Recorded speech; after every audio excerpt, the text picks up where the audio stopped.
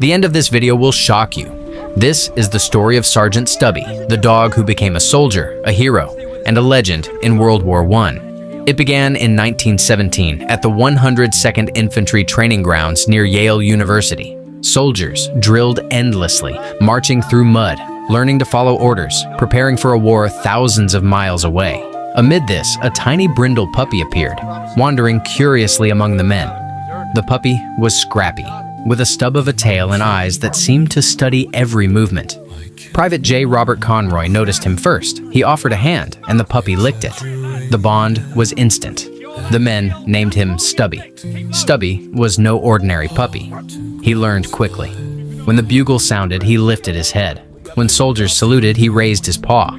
He observed, imitated, and gradually became part of the unit.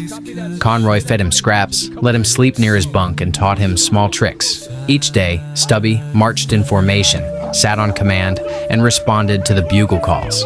He brought joy to the men in the stressful, tense environment of military training.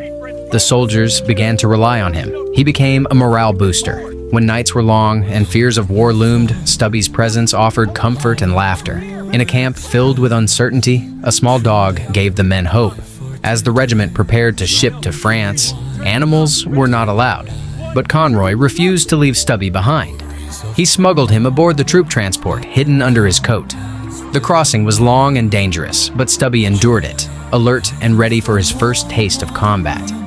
On arrival in Saint-Nazaire, France, Stubby emerged and trotted beside Conroy onto European soil. Soldiers laughed at first when he saluted officers, but they soon accepted him as one of their own. He was now part of the regiment officially. The first nights in the trenches tested him immediately. Mud covered everything. Rats scurried along the walls, chewing scraps and spreading disease. Screams echoed in the dark. Artillery shook the ground. Smoke, gunpowder, and fear filled the air. Stubby remained close to the men, alert, unwavering.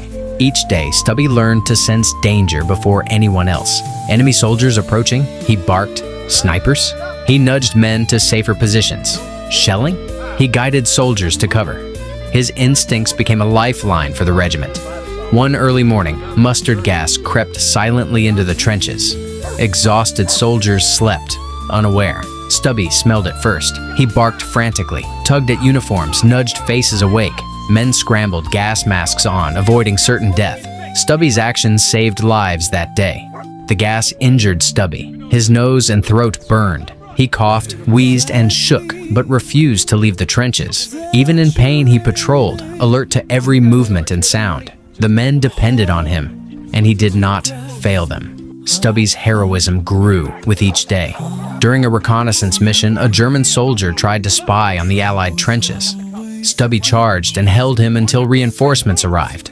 This act earned him the rank of sergeant, the first dog in American military history to be promoted. He also discovered wounded soldiers amid the chaos. Screaming, blood, mud, explosions. Stubby would find them, bark for medics, and sometimes lead them to safety himself. Soldiers' lives were saved repeatedly because of this small dog. Stubby participated in his first battles slowly, learning the rhythm of war. He ran through mud, dodged shrapnel, and navigated trenches filled with fear and death. Each battle built his experience, bravery, and reputation among the men. Letters sent home told of a dog who marched, fought, and saved lives. Newspapers began calling him the bravest dog in America. Even at this early stage, Stubby's legend was growing, and soldiers began to see him not just as a mascot, but as a comrade. Stubby's first part of the war had begun. From training grounds at Yale to the muddy, rat-infested trenches of France, he was learning, surviving, and proving that courage could come in the smallest package. As the war intensified, Stubby faced his first full-scale battle. The whistle blew, artillery shook the trenches, and men screamed over the roar of gunfire. Stubby stayed close to Conroy, weaving through mud and barbed wire, alert to every sound. Shells exploded nearby, throwing mud and debris into the air. Stubby's small body ducked instinctively, yet he barked warnings to soldiers advancing ahead. Each alert gave men precious seconds to dodge death. His presence saved lives repeatedly that day. In one trench, a young soldier named Private Allen lay wounded, hidden beneath the mud. Stubby sniffed him out, barking until medics arrived. Allen survived, forever grateful to the dog who refused to leave him behind. Days later, Stubby was caught in another gas attack. The men scrambled for masks while the yellow haze crept silently through the trenches. Stubby barked, nudged, and pulled, waking everyone in time. He coughed and struggled, but refused to abandon his comrades. Stubby's courage was tested again during a night raid. German soldiers tried to infiltrate the Allied lines. In near darkness, Stubby detected one moving silently through no man's land. He lunged, bit, and held the soldier until reinforcements arrived.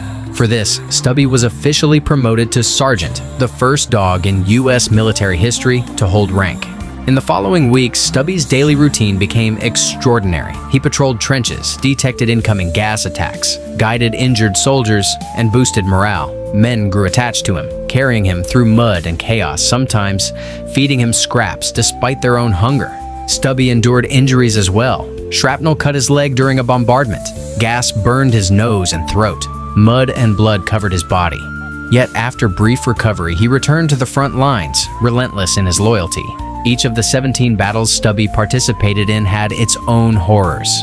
Artillery rained down, machine gun fire shredded the air, and men screamed in panic. Stubby ran tirelessly, dodging bullets and explosions, barking warnings, finding the wounded, and keeping morale alive amidst chaos.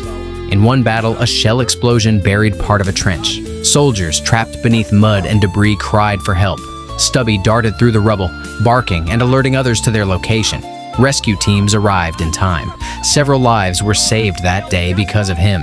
Stubby's fame spread beyond the trenches. Letters to families spoke of a dog who marched, fought, and saved lives. Newspapers described him as a hero. Soldiers told stories of his courage and loyalty.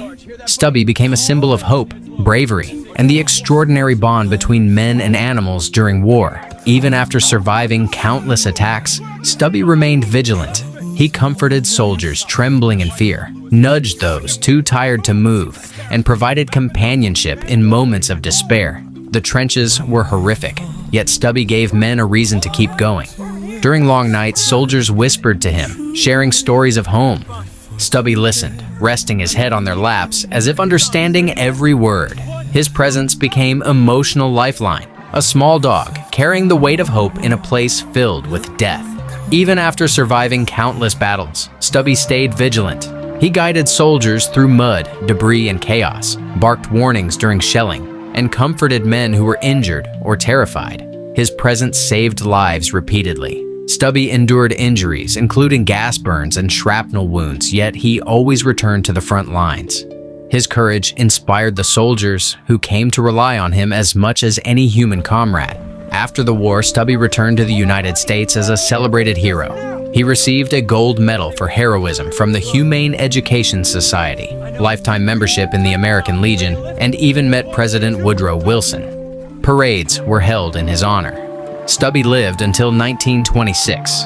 From a stray puppy wandering the Yale training grounds to a decorated war hero, he faced danger, pain, and chaos, yet remained loyal and fearless to the very end. So I have a question. Can heroism truly be measured by size or species if a small dog could change the fate of so many human lives? If you love this video, like and subscribe for more true stories.